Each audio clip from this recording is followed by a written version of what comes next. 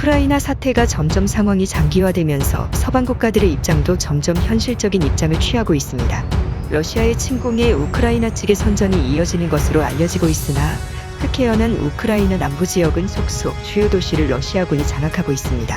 한편 우크라이나 당국은 서방 자유세계 진영에 외교적으로 러시아와 단절하고 경제 제재를 단행할 것을 요구하고 있으나 많은 서방 국가들은 러시아와의 교류를 끊지 않고 있어 안타까움을 줍니다. 우크라이나 측에서는 러시아 측과 교역을 하던 우리 기업들, 특히 삼성전자와 같은 대기업들의 서비스를 러시아에서 당장 멈출 것을 요구하고 있고, 한국 정부 측에는 소총 등 싸울 수 있는 무기 등을 지원해 줄 것을 요구하고 있는 상황입니다. 안타깝게도 서방 측에서는 우크라이나에 대한 참전은 하지 않고 있는 상황이며, 우크라이나판 38도선이나 휴전선과 같은 지대가 만들어져 결국에는 우크라이나가 분단국가 혹은 서쪽으로 많이 밀려나게 될 수 있을 것이란 우려가 나오고 있습니다. 그러면 사태가 어떻게 돌아가는지 5가지 뉴스를 살펴봅니다. 첫 번째, 속속 주요 기관을 장악하는 러시아. 지난 1일 러시아군이 우크라이나 남부도시 헤르손을 장악한 이후로 원자력 발전소와 같은 주요 시설들을 속속 러시아군이 장악하고 있습니다. 러시아군이 집중하는 곳은 바로 흑해연안의 도시들입니다. 우크라이나를 흑해와 맞닿지 않는 내륙국가처럼 만들어버리고 있는 상황입니다. 우크라이나는 현재 서방국들의 지원하에 러시아군을 잘 막아내고 있지만 발전소, 방송국, 관공서를 정밀 타격하는 방식으로 속속 주요 도시들을 장악하고 있는 것입니다. 여기에 지난 3일 우크라이나와 러시아는 인도주의적 통로 개설을 통해 러시아가 점령하거나 포격할 도시에서 민간인들을 안전한 서부 지역으로 이동할 수 있도록 하는데 협의했다고 밝혔습니다. 젤렌스키 우크라이나 대통령은 지난 19일 처음으로 블라드미르 푸틴 대통령에게 정상회담을 갖자고 제의한 데 이어 지난 3일에 또 무엇을 두려워하느냐 직접 만나 회담을 갖자고 제의를 하였습니다. 푸틴과 젤렌스키는 서로 만난 적이 있습니다. 바로 젤렌스키가 방송인이던 시절 푸틴 대통령 앞에서 희극을 펼친 적이 있었습니다.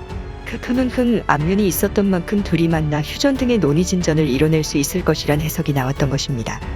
현재 러시아 측에서는 푸틴이 직접 상황 브리핑을 하며 현재 우크라이나 대부분의 주요 군사 인프라 시설 제거 작전을 거의 종료했다고 밝혔습니다. 거기에 더해서 러시아 측에서는 이미 휴전선에 관한 지도를 배포하고 있습니다. 당초 드네프르강을 기준으로 한 동서 분할이 아니라 우크라이나가 더 서쪽으로 밀려난 분할 방안을 제시한 것입니다. 현재 러시아가 점령하거나 포위한 지역은 돈바스, 흑해연안의 마리우폴, 헤르손 등 사실상 우크라이나 남부 흑해연안을 모두 장악해버린 상황입니다. 이대로 국경이 그어져 버린다면 우크라이나는 사실상 내륙국가로 고립되는 상황이 빚어지게 됩니다.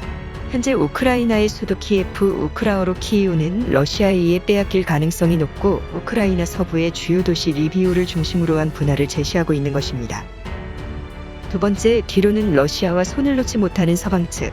EU를 비롯한 미국 등 주요 서방국들은 앞에서는 우크라이나를 지지하는 듯한 모습을 취하지만 뒤로는 아직까지 러시아의 가스를 끊고 있지 않고 있습니다. 우크라이나 침공이 가시화되고 침공이 일어났던 2월에는 매일 2,680원씩 유럽으로부터 현찰로 가스 수출 대금을 지급받았습니다. 그런데 아직도 가스관을 잠그지 않고 있다는 지적이 나오고 있습니다. 최근에는 기록적인 고유가로 인해서 매일 6,640억 원씩 러시아에 송금되고 있다는 지적이 나오고 있습니다. 자칫 러시아의 송유관이 끊기게 되면 유럽은 그야말로 에너지 대란 위기가 찾아올 뿐 아니라 멀리 미국산 가스를 전용 LNG 선박을 한국에 특별히 선박을 주문을 해서 아주 비싼 값에 미국에서 들려오는 수밖에 없는 상황입니다. 겉으로는 우크라이나를 지지하는 문명국가다운 모습을 보이고 있지만 뒤로는 러시아에게 거액을 송금하고 있는 것입니다. 그뿐 아니라 유럽연합 측에서는 우크라이나에서 발생하는 100만 명 이상의 난민들을 적극적으로 받아들이고 있습니다. 이것은 시리아, 아프가니스탄 등 유색인종 난민들과는 처우가 완전 달라 심지어는 값이 비싼 운송수단인 장거리 기차를 이용해서 독일 등 선진국가로 이동을 할 수 있게 인도적 배려를 해주고 있는 상황입니다. 저출산으로 유럽의 노동력 부족이 심화되고 있는 상황에서 섹슨족, 켈트족과 유사민족 계통인 슬라브계 난민들의 유입은 유럽계 인구가 줄어드는 서유럽의 입장에서는 어느 정도 노동력 부족에 도움이 될 것이라는 해석이 나오는 것입니다. 때문에 서방 측에서는 우크라이나 사태를 두고 앞에서는 매우 슬퍼하는 모습을 보이지만 뒤에서는 챙길 것을 챙기는 듯한 현실적인 모습을 보이고 있다며 비판의 목소리도 나오고 있습니다. 애초에 우크라이나의 EU 가입 승인과 나토 가입 승인을 더 빨리 해줬으면 이러한 일이 발생하지는 않았을 것이라는 겁니다. 여기에 더해서 EU와 나토 측에서는 아직까지도 우크라이나의 EU 가입 승인을 이뤄주지 않고 있다는 것입니다. 그 그뿐 아니라 미국은 러시아와 우발적 충돌을 막기 위해 군사 한라인 직통망을 개설했습니다. 미국 방부 관계자는 러시아 측의 오판과 군사적 충돌, 확전 방지 등을 위해서 러시아 국방부와 지난 1일 군사 한라인을 개설했다고 밝혔습니다. 앞서 미국은 우크라이나 사태와 관련돼서 미군과 러시아군 간의 직접적인 교전을 벌일 생각이 없다고 밝히면서 일각에서는 미국이 러시아의 침공을 방관하는 게 아니냐 하는 지적까지 나왔습니다. 그런데 이번 핫라인 개설을 두고 미국과 러시아 간의 우발적 군사적 충돌이나 핵전쟁과 같은 사태가 일어날 일은 현저하게 떨어졌다는 평가가 나옵니다. 때문에 일각에서는 미국과 서방 측이 마치 한반도처럼 우크라이나를 돈과 서로 가르는데 합의점에 달하고 있는 게 아니냐는 분석이 나옵니다. 심지어 미국 당국은 그동안 유엔 주재 미국 대사를 통해 러시아와 푸틴을 전범국으로 규정할 수 있다는 메시지를 냈었으나 최근 미국 국무부는 유럽 주재 미국 대사관에 긴급 연락하여 러시아에 대해 전쟁 범죄 국가라고 올린 트윗과 리트윗들을 취소할 것을 명령했습니다. 우크라이나 측에서는 최근 원자력 발전소를 공격한 러시아를 전범국으로 규정짓기 위한 세계적인 여론전을 펼치고 있는 상황이지만 미국 측에서는 러시아 측에서 원전을 잘 통제하고 있다는 러시아 측의 주장을 믿지 않을 수 없다는 의견을 밝히며 미국 측과 우크라이나 사이의 미묘한 입장 차이가 드러난 것입니다. 러시아를 전범국으로 취급하지 않겠다는 미국 측의 입장이 나왔다는 분석이 나오면서 과연 우크라이나를 대하는 미국의 진짜 입장이 무엇인지 또 러시아와 미국 사이에 어떠한 딜이 있었던 것인지에 대한 의문점이 생기고 있는 상황입니다. 세 번째, 결국 중국 견제에 포커스를 맞추는 상황. 일각에서는 미국 측에서는 우크라이나에 신경을 쓰는 것보다는 대만, 남중국해에서의 갈등에 좀 더 포커스를 맞추고 있다는 분석이 나옵니다. 중국의 경제력과 군사력이 러시아보다 더 막강하고 자칫 중국의 GDP가 미국을 뛰어넘을 수 있다는 분석이 나오기 때문입니다. 이 때문에 미국의 진짜 적은 러시아가 아닌 중국이라는 해석이 나옵니다. 실제 현재 미국의 주요 항공모함들은 우크라이나와 가까운 지중해나 흑해에 위치한 것이 아니라 한반도 주변과 대만 해역, 일본 주변에 위치하고 있습니다. 미국으로서는 우크라이나에서 러시아와 빨리 휴전 등을 통해 안정을 찾기를 바라고 있을 것이라는 분석이 나오고 있습니다. 한국전쟁과 우크라이나 사태가 다른 것은 한국전쟁은 미국 등 영국, 캐나다, 호주 등의 서방국들의 직접적인 참전이 있었으나 우크라이나는 홀로 싸우고 있는 상황입니다.